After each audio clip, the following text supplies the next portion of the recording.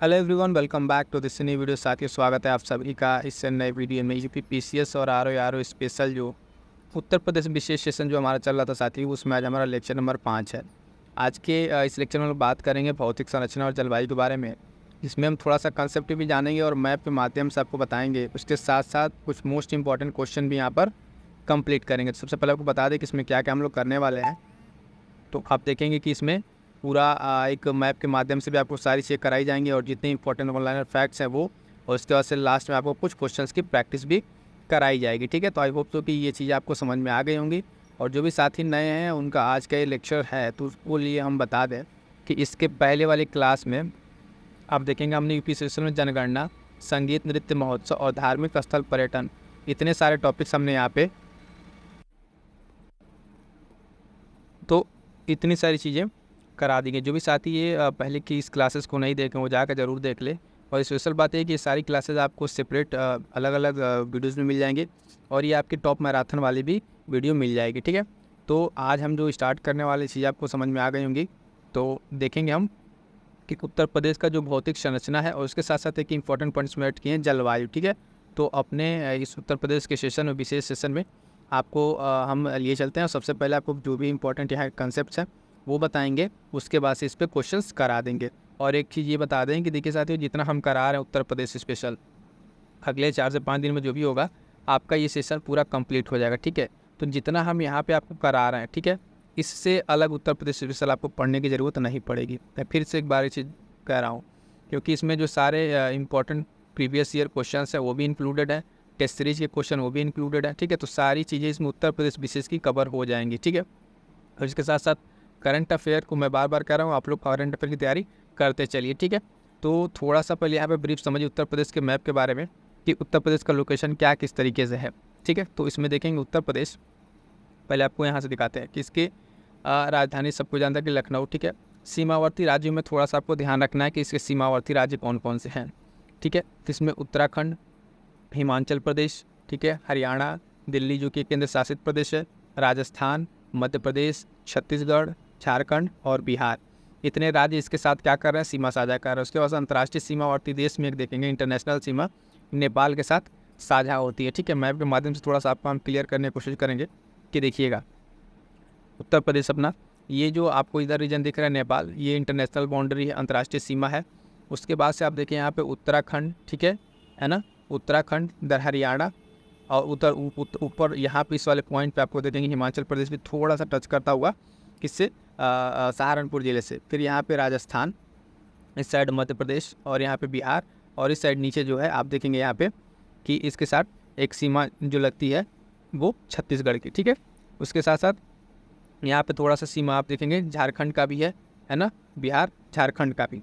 तो यहाँ पे ये जो जिला है सोनभद्र, ये इंपॉर्टेंट हो जाता है, इस पर क्वेश्चन कई बार पूछा हुआ है, तो ये चीज़ आपको ध्यान रखनी है, मोटा मोटी आइडिया।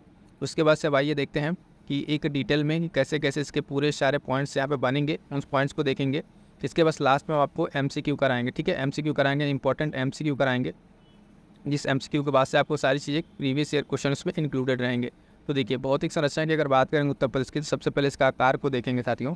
तो किसका आकार जो है हम देखेंगे लंबवत है। कैसा है, लंबवत आकार में ये दिखता है। ग्लोब पर इसकी स्थिति की अगर बात करेंगे तो ग्लोब पर इसकी स्थिति क्या है, तो उसको थोड़ा सा देखिए। ग्लोब पर इसकी स्थिति देखिए, जनरली ये बहुत ज़्यादा इंपॉर्टेंट लेकिन स्टेटमेंट में कभी कभार पूछ लेता है। तो 23 डिग्री 52 मिनट से, ठीक है, 30 डिग्री 24 मिनट उत्तरी अक्षांश पर और 77 डिग्री 5 मिनट से 84 डिग्री 38 मिनट पूर्वी देशांतर के मध्य स्थित है। यानी उत्तर प्रदेश का ये जो एक्सटेंशन है, ठीक है, वो यहाँ पे आपको ग्लोब के उससे दिखाया जा रहा है। ठीक, अब यहाँ पे एक पॉइंट है कि इसका विस्तार जो देखिए उत्तर से दक्षिण और पूरब से पश्चिम, तो उत्तर से दक्षिण लगभग 6 डिग्री 32 मिनट का है। उसके बाद से 7 डिग्री 33 मिनट का ये इसका विस्तार है। ठीक है, इस विस्तार के बाद से देखेंगे अगला पॉइंट कि पूर्व से पश्चिम की लंबाई कितनी, तो 650 किलोमीटर। पूर्व से पश्चिम की लंबाई है 650 किलोमीटर। दक्षिण से उत्तर की चौड़ाई कितनी है, 240 किलोमीटर। ये क्वेश्चन पूछा हुआ है स्टेटमेंट में। देखिए कि उत्तर प्रदेश से संबंधित निम्नलिखित कथनों पर विचार कीजिए। अब यहाँ पे जो आपको फैक्ट दिया है उसको आपको कैसे यूज करना है एग्जाम में, वो चीज़ आपको समझ में आनी चाहिए। तो वहाँ पे दे देगा कि इतनी लंबाई 650 की जगह 660 कर दिया, 250 कर दिया, 240 की जगह। तो ये चीज़ आपको याद रखनी है, जो कि खासकर कोर डेटा है, ठीक है। तो इस सारे डेटास को आपको एकदम अच्छे से तैयार रखना है। उत्तर प्रदेश के क्षेत्रफल की अगर बात करें तो कुल क्षेत्रफल आप देखेंगे यहाँ पे 2,40,928 वर्ग किलोमीटर, जो भारत के क्षेत्रफल का कितना है 7.33% है। ये मोस्ट इंपॉर्टेंट है, कई बार ये पूछा हुआ है, तो इस चीज़ को ध्यान रखेंगे। उस चीज़ को हमने यहाँ पे थोड़ा थोड़ा हाईलाइट कर दिया है, जो चीज़ें आपके लिए ज़्यादा इंपॉर्टेंट है, ठीक है। उसके बाद से देखेंगे कुल क्षेत्रफल के बाद से प्रदेश के कुल क्षेत्रफल का नगरीय क्षेत्र कितना है, यानी जो उत्तर प्रदेश का क्षेत्रफल है इसमें नगरीय कितना है, तो 2.70%, ठीक है। इतना याद रखेंगे, ये प्रतिशत से याद रखेंगे, ये काम आएगा। क्षेत्रफल की दृष्टि से अगर बात करें तो देश में इसका स्थान कौन सा, चौथा स्थान है। उत्तर प्रदेश की अगर बात करें पूरे भारत में तो क्षेत्रफल के मामले में कौन स्थान है, चौथा स्थान है। पहले पर राजस्थान, मध्य प्रदेश, महाराष्ट्र के बाद इसका स्थान चौथा आता है, ठीक है।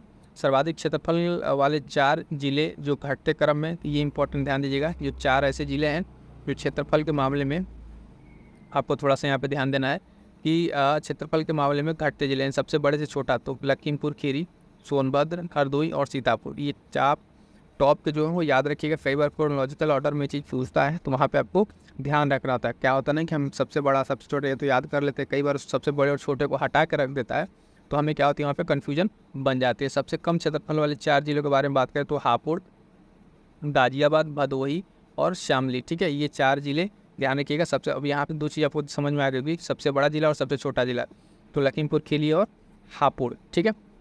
उसके बाद एक पॉइंट है, प्रदेश का सबसे पूर्वी और पश्चिमी जिला कौन सा है, यानी उत्तर प्रदेश अगर देखें, अभी मैप में आपको सारे पॉइंट्स हम क्लियर कराते हैं, तो देखेंगे बलिया और शामली। कौन, बलिया और शामली, इस पहले जिले को हम आपको दिखा दें कि किस तरीके से ये पूर्वी और पश्चिमी। उसके बाद से प्रदेश का सबसे उत्तरी और दक्षिणी जिला सहारनपुर और सोनभद्र, ठीक है। तो उत्तरी और दक्षिणी, इसको थोड़ा मैप के माध्यम से समझने का प्रयास कीजिएगा। देखिएगा मैप, इस पर बहुत सारे पॉइंट्स हैं, ये भी एग्जाम्स में आने वाले हैं। तो देखिए सबसे उत्तरी अगर बात करें तो यहाँ पे सहारनपुर आपको मिल जा रहा है, ठीक है। सहारनपुर आपका मिल जा रहा है। उसके बाद से यहाँ पे आपका एक बात हुई, ठीक है, सहारनपुर हो गया।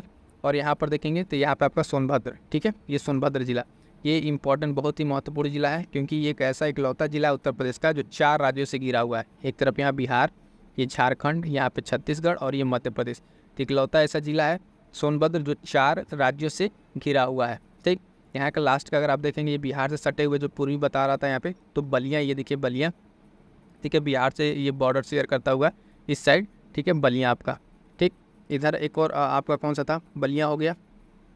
उसके बाद से सहारनपुर आपको बता ही दिए। उसके बाद से 2 पॉइंट क्या था, एक और शामली और सहारनपुर हो गया, बलिया हो गया, सहारनपुर और शामली, ठीक है। तो पश्चिमी जिला शामली की बात करें अगर, तो शामली कुछ यहाँ पड़ेगा आपको पश्चिमी वाले में, तो देखिए शामली यहाँ पे, ये शामली सबसे पश्चिमी पड़ रहा है, ठीक है। अगर यहाँ से इसे देखेंगे तो ये वाला पॉइंट यहाँ पे सबसे पश्चिमी बन रहा है। अभी इस वाले पेज पे भी हम आएंगे तो बहुत सारे यहाँ पॉइंट है, आपको क्लियर कराते हैं।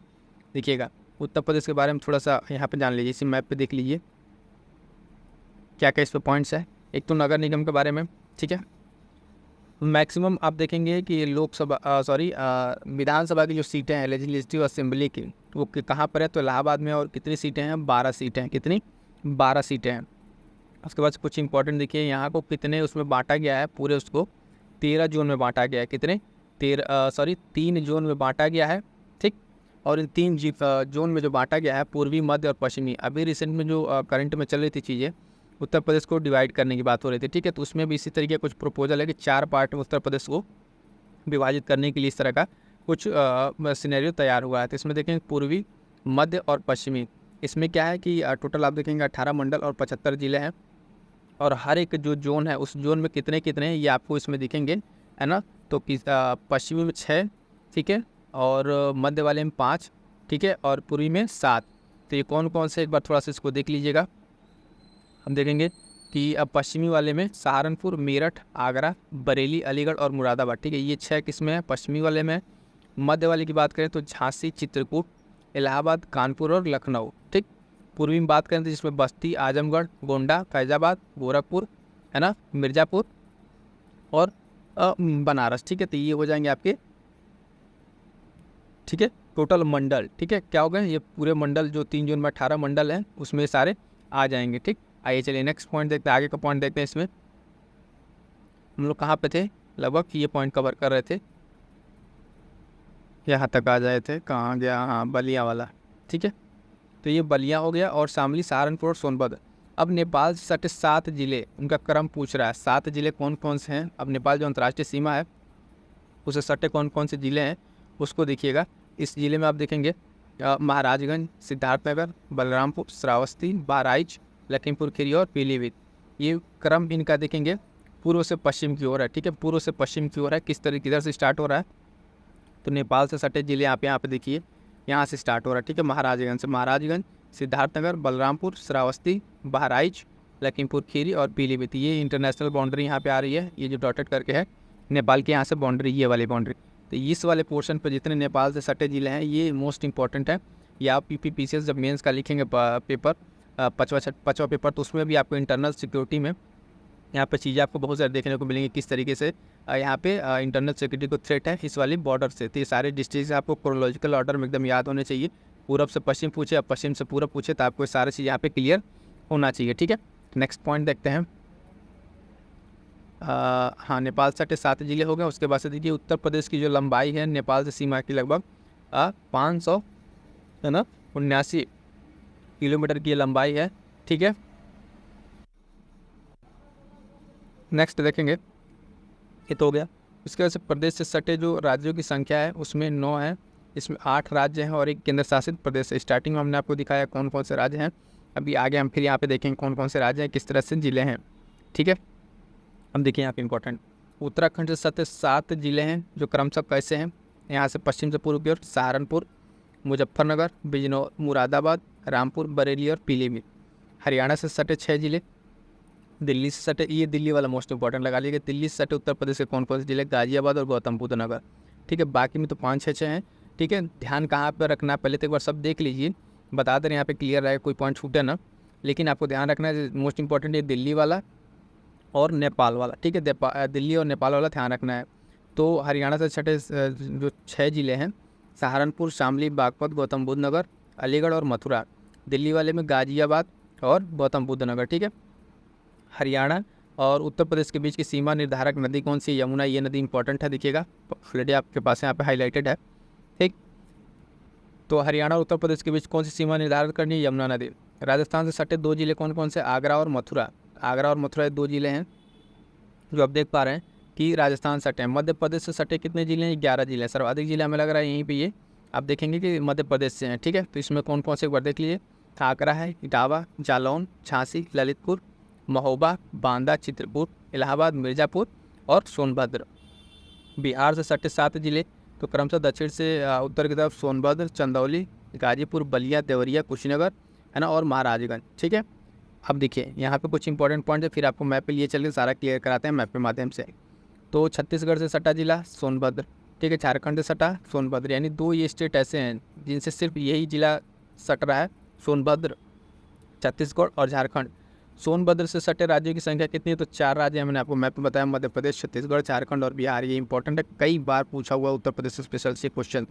अब यहाँ पे याद ध्यान दीजिएगा कि 2 ही राज्य ऐसे हैं जो सिर्फ एक जिला शेयर कर रहे हैं यहाँ पे, ठीक। अगला पॉइंट है कि प्रदेश के सबसे दक्षिणतम बिंदु को स्पर्श करने वाला राज्य छत्तीसगढ़ और प्रदेश के सबसे उत्तरी पश्चिमी बिंदु को कौन सा स्पर्श कर रहा है? तो हिमाचल प्रदेश। हिमाचल प्रदेश अभी आपको दिखा रहा है कहाँ पर है ये हिमाचल प्रदेश, किस तरीके से टच कर रहा है। आइए फिर से मैप पे चलते हैं।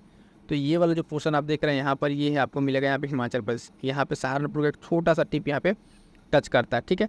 अब देखेंगे जो मध्य प्रदेश वाला रीजन है, यहाँ पे देखिए ये यहाँ से लेके ये मध्य प्रदेश वाला, ठीक है ना, मध्य प्रदेश वाला। और ये यहाँ से राजस्थान, तो आगरा और ये मथुरा दोनों राजस्थान में चले जाएंगे। बाकी यहाँ से पूरा ये MP का आपका रहेगा, ठीक है। यहाँ तक आकर लगभग ये सारे ज़िले जो बुंदेलखंड रीजन के हैं, ललितपुर, झांसी, ठीक है, ये सब करते हुए महोबा, बांदा, चित्रकूट सब इधर आ जाएंगे। बिहार का इस साइड का आपका बिहार हो जाएगा। तो आई होप सो कि ये सारी चीज़ आपको क्लियर हो गएंगे मैप के माध्यम से। कुछ और पॉइंट्स हैं जो बहुत ही इंपॉर्टेंट है, इसको देखते हैं, फिर उसके बाद से जलवायु देखेंगे। चलिए, तो यहाँ पे देखेंगे प्रदेश के सबसे पूर्वी और पश्चिमी बिंदु को स्पर्श करने वाला राज्य कौन है? एक तो बिहार है और हरियाणा, ठीक है। पूर्वी और पश्चिमी कह रहा है, कौन सा? पूर्वी, यानी इधर पूर्वी साइड और इधर इस साइड का पश्चिमी, ठीक है। अब देखेंगे कि इसमें क्या कह रहा है। एक इंपॉर्टेंट पॉइंट फिर से है यहाँ पे जो पूछा हुआ है कि उत्तर प्रदेश का जो प्राचीनतम भूखंड है वो गोंडवाना लैंड का एक भाग है। किसका है? गोंडवाना लैंड, ठीक है। उत्तर प्रदेश जो है किसका है? गोंडवाना लैंड का भाग है। इसमें प्राकृतिक विभाजन अगर देखेंगे तो गंगा का मैदान, भाबर का तराई, दक्षिण का पर्वत, पठारी, सारी चीज़ें इसमें आती हैं। ठीक है, उसके बाद इसमें देखेंगे कुछ पॉइंट्स कि राज्य में जो सबसे उत्तरी भाग में एक पतली पट्टी के रूप में स्थित है वो क्या है, भाबर क्षेत्र है। ठीक है, उत्तर वाले में, यानी अगर उत्तर प्रदेश का ये मैप अगर हम ऐसे बताएं आपको, तो इस वाले रीजन में से पतली पट्टी जो है किस चीज़ की है, भाबर क्षेत्र की यहाँ पे पट्टी आपको देखती बनेगी। कंकड़ पत्थर और मोटे बालू से ये युक्त भूमि है। ठीक है, तो वही भाबर क्षेत्र वाला है। भाबर क्षेत्र से सटे दक्षिण में एक चौड़ी पट्टी के रूप में फैला हुआ जो है वो कौन सा, तराई रीजन। ठीक है, तराई रीजन है। उसके बाद से समतल नमी और दलदली भूमि होती है इसमें, किसमें, तराई क्षेत्र में। तराई क्षेत्र की मुख्य फसल क्या है साथियों, तो ध्यान रखिएगा धान और गन्ना। ठीक है, धान और गन्ना, यानी इस वाले बेल्ट में अगर देखें तो आगे बात करें अगर उत्तर प्रदेश की हम देखें तो उत्तर प्रदेश से ये वाला रीजन जो है इधर पहले एकदम सटे रीजन क्या कह रहा है, भाबर। उसके बाद से सब सारा रीजन इधर का तराई रीजन। ठीक है, ये जब मिट्टी और क्या कहते हैं बाकी चीज़ें फसल पढ़ाई जाएंगी तो वहाँ पे उस वाले लेक्चर में आपको पूरा क्लियर से अच्छे से मेंशन किया जाएगा कि किस किस तरीके से कहाँ पे क्या चीज़ें बनी हुई हैं। ठीक है, नेक्स्ट क्या है, तराई हो गया। ठीक है, धान गन्ना वाला हो गया। अब देखिए आप तराई क्षेत्र में बुंदेलखंड पठारी क्षेत्र स्थित है, कहाँ पे, मैदानी क्षेत्र में। यमुना के पूर्व गंडक जो है, ठीक है, यमुना के पूर्व गंडक के पश्चिम में स्थित कौन सी है, तो मैदानी क्षेत्र है। गंगा यमुना नदियों के नाम देखिएगा, ये सब कौन से बनाते हैं, मैदानी क्षेत्र। कौन कौन सी नदियाँ इसमें शामिल है, गंगा, यमुना, घाघरा, शारदा, रामगंगा, राप्ती, गंडक, के द्वारा लाई कॉप कीचड़ से क्या बनते हैं, मैदानी क्षेत्र बनते हैं। यानी बीच का जो उत्तर प्रदेश का भाग है वो किससे बना हुआ है, ये सब मैदानी क्षेत्र है उत्तर प्रदेश का। अगला है, पहले यहाँ पे सारा कंसेप्ट कर लीजिए, फिर अभी आपके हमसे क्यों कराया जाएगा। ठीक है, मैदानी क्षेत्र के जो नवीन कॉप है निक्षेप, उनको क्या कहा जाता है, तो खादर कहा जाता है, नवीन नए वाले को। और पुराना जो हो जाता है, पुराना निक्षेप, उसको कहते हैं बांगर। ये है क्या, जैसे मान लीजिए नदी बह रही है तो जो नई मिट्टी आ रही है यहाँ पे वो खादर है। उसके बाद जो किनारे के डिपोजिशन हो जा रहा है तो क्या बन जा रहा है, बांगर बन जा रहा है। ठीक है, बांगर बन जा रहा है। अगला पॉइंट, मैदानी क्षेत्र का ढाल जो है उत्तर पश्चिम से है। ठीक है, ढाल किधर से, उत्तर पश्चिम से किधर, दक्षिण पूर्व की ओर है। खादर क्षेत्र में नदियों का आवरण होने से क्या बनता है, बीहड़ बनता है। उत्तर प्रदेश में सर्वाधिक बीहड़ों का निर्माण कहाँ हुआ है, चंबल और यमुना के तट पे। कहाँ पे, उत्तर प्रदेश में अगर हम देखेंगे तो सर्वाधिक चंबल और यमुना के तट पे क्या निर्माण हुआ, बीहड़ों का निर्माण हुआ है। मैदानी क्षेत्रों में सबसे अच्छी फसल या मुख्य फसल क्या है, तो गेहूँ, धान और आलू है। विशाल मैदानी क्षेत्र जिसमें अगर बात करें दक्षिण से ललितपुर और सोनभद्र तक फैला हुआ है, कौन सा, पठारी या बुंदेलखंड वाला क्षेत्र यहाँ पे फैला हुआ है। इन सबकी ऊंचाई कितनी है, तो 300 मीटर है। पहाड़ी क्षेत्र की जो औसत 300 मीटर है, लेकिन मिर्ज़ापुर सोनभद्र में कुछ जगह पहाड़ी 600 मीटर तक भी ऊंची आपको देखने को मिल जाएंगे। ठीक है, अगला पॉइंट सारा बुंदेलखंड से रिलेटेड है। बुंदेलखंड पे थोड़ा फोकस कर लीजिए, क्योंकि बुंदेलखंड एक नया प्राधिकरण सरकार ने, उत्तर प्रदेश सरकार ने बनाने को, बीडा बनाने का निश्चय किया है। तो नो डाउट बुंदेलखंड के डेवलपमेंट जब सरकार फोकस कर रही है, बहुत सारी परियोजनाएँ ला रही हैं, वहाँ पर योजनाएँ हैं, है ना, बहुत सारा वहाँ पे अलग अलग तरीके की चीज़ें डेवलपमेंट की बात चल रही है। तो इससे रिलेटेड इस सारा पॉइंट इसलिए हमने यहाँ पे इंक्लूड किया है कि यहाँ से पॉइंट बन सकता है। तो बुंदेलखंड क्षेत्र में कुछ भाग इसका बघेलखंड का सम्मिलित है, जो सोनभद्र इलाके में आपको देखने को मिलेगा।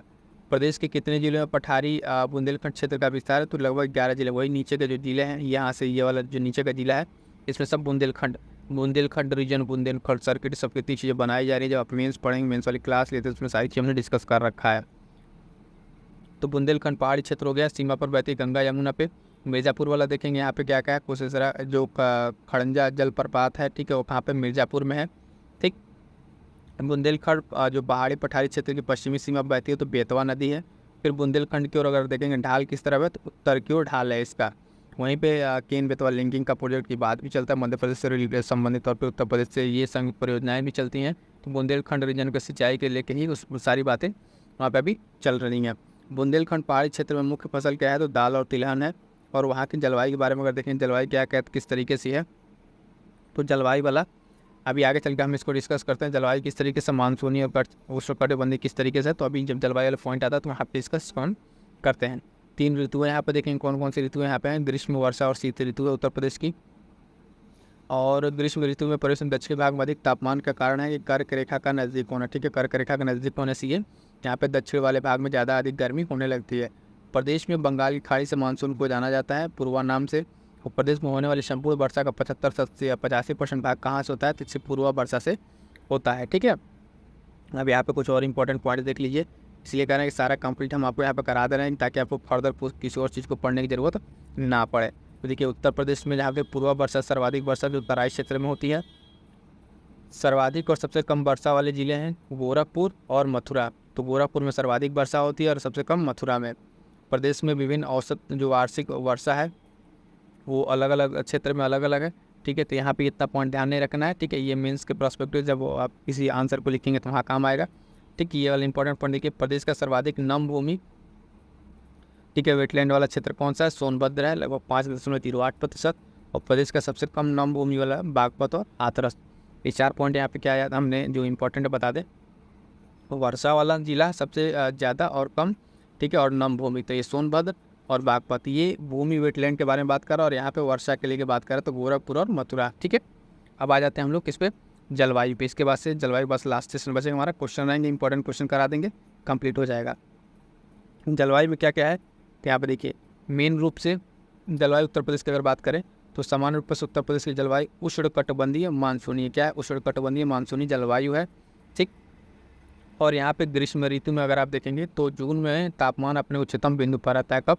जून में, ठीक है। औसत तापमान 14 डिग्री सेल्सियस का, और सबसे अधिक गर्मी आगरा और झांसी में पड़ती है और सबसे कम गर्मी बरेली में पड़ती है, ठीक है। तो ये पॉइंट्स जो है इंपॉर्टेंट पहले से हाईलाइटेड आपके लिए, ठीक है। सबसे अधिक गर्मी आगरा और झांसी में, और सबसे कम गर्मी कहाँ पे? बरेली में पड़ती है, ये अनुमान, ठीक है। वर्षा ऋतु में पूर्वा से जो अभी देखें वर्षा होती है यहाँ पे, ठीक। फिर वही पॉइंट कि यहाँ से जो दक्षिण पूर्व और पूर्वी सिरे से आती है बंगाल खाड़ी से, वहाँ से ये मानसून होता है। और प्रदेश में लगभग 75 से 85% वर्षा इसी मानसून से होती है, यानी पूर्व मानसून से जो बंगाल की खाड़ी से आती है, ठीक। गोरखपुर में सर्वाधिक वर्षा होती है, पॉइंट हमने देख लिया, ठीक है। मथुरा में सबसे कम होता है, पूर्वी मैदान में औसत वर्षा इतनी है, ठीक है। इतना इसमें जो बहुत ज़्यादा पॉइंट नहीं है। जनवरी देख लेंगे, प्रदेश का सबसे ठंडा महीना होता है और दक्षिणी पहाड़ी तथा पठारी क्षेत्रों का तापांतर लगभग 28 डिग्री सेल्सियस के यहाँ पे मिलता है। तो ये पॉइंट जनवरी वाले याद रखिएगा, जनवरी सर्वाधिक ठंडा महीना यहाँ पे आपको देखने को मिल जाता है, ठीक है। ये सारा पॉइंट हमने कवर कर लिया साथियों। इसमें अब आपका इस भौतिक संरचना और जलवायु से कोई पॉइंट नहीं छूटेगा। अब आ जाते हैं आपको कुछ क्वेश्चन की प्रैक्टिस करा देते हैं कि जो क्वेश्चन विगत वर्षों में पूछे गए हैं उन क्वेश्चन को आप देख लीजिए यहाँ पर, ठीक है। तो पहला ही क्वेश्चन है, अभी देखेंगे फटाफट से कि निम्न में से कौन सा प्रदेश जनपद का जो उत्तराखंड, हरियाणा तथा हिमाचल प्रदेश का सीमा बनाता है? तो मेरठ, सोनभद्र, मुजफ्फरनगर, नो डाउट अभी हमने डिस्कस किया सहारनपुर जो टिप पे था, हरियाणा के साथ भी हिमाचल प्रदेश उत्तराखंड के साथ सीमा बनाता है। फटाफट से देखते चलिए। क्षेत्रफल के घटते क्रम के हिसाब से विकल्पों का चयन करना है, ठीक है। तो वही अभी हम डिस्कस किया, ऑप्शन बी जिससे राजस्थान से शुरू हो रहा है, उत्तर प्रदेश चौथे स्थान पर आता है यहाँ पे, हमने आपको टू द पॉइंट बताया था, ठीक। उसके बाद से नेक्स्ट है, लखनऊ की सीमा स्पर्श नहीं करती है। लखनऊ की सीमा स्पर्श नहीं करती है, किससे नहीं करती है? तो उन्नाव, हरदोई, बाराबंकी, बलिया से नहीं करेगी। बलिया आपका बिहार के साइड में पड़ेगा, ठीक है। किधर पड़ेगा बलिया? आपको एक बार फिर से हम लिए चलते हैं मैप पे ला के दिखा दे, आपको थोड़ा चीज़ें क्लियर हो जाएंगी। ये देखिए लखनऊ, तो लखनऊ के साइड ये दे लखनऊ, ठीक है। इधर उन्नाव, हरदोई है ना, रायबरेली, अमेठी नहीं कनेक्ट करेगा, ठीक है। बाराबंकी है और सीतापुर, तो यहाँ पे कौन नहीं देखेगा? बिहार वाले बलिया भी हम बताएं सबसे पूर्वी यहाँ बिहार से कनेक्टेड है, तो इसका कोई वो नहीं है। क्वेश्चन बहुत ही सिंपल पूछा हुआ था, ठीक है, हो गया। अब देखिए पश्चिम में, ये वाला क्वेश्चन क्लियर होगा बलिया वाला। पश्चिम में कौन सी नदी काफ़ी हद तक उत्तर प्रदेश की सीमा निर्धारित करती है? तो यमुना नदी, अभी हमने बताया यमुना नदी है। उत्तर प्रदेश के भाबर क्षेत्र में किस प्रकार की मिट्टी पाई जाती है? ठीक है, भाबर क्षेत्र में कैसी मिट्टी होगी? तो कंकरीली और पथरीली होगी। कैसी होगी? कंकरीली और पथरीली हमने बताया भी मिट्टी होगी कंकरीली पथरीली। उत्तर प्रदेश के किस जिले में सबसे कम वर्षा होती है?